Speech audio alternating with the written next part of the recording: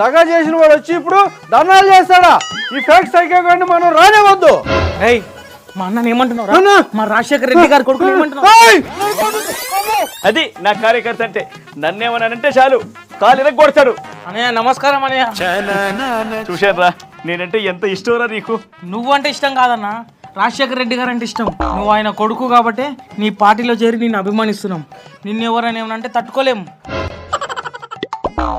అన్న. షర్మిలక్క అన్న, అన్న నువ్వు నాకెంతో, షర్మిలక్క కూడా అంతే. రాజశేఖర రెడ్డి గారి బిడ్డ. ఆగన్నా, మీ సైతాన్ సైన్యం చేత నేను రాజశేఖర రెడ్డికే పుట్టలేదన్న. విజయం అక్రమ సంతానం అన్నారు. నాకు ఇతరులతో సంబంధాలు అంట కట్టే. నన్ను కనీసం ఒక మహిళగా చూసారా? అన్నా నీకోసం అందరిని కొట్టా, ఇప్పుడు నువ్వు అక్కని బాధ పెట్టావు. నిన్నేమనాలి? చెయ్యొదలరా చెప్తా వినరా, ఒక్కసారి వదులు. మా అక్కని నడిపించే నీ పార్టీ వద్దు, బొక్కొద్దు.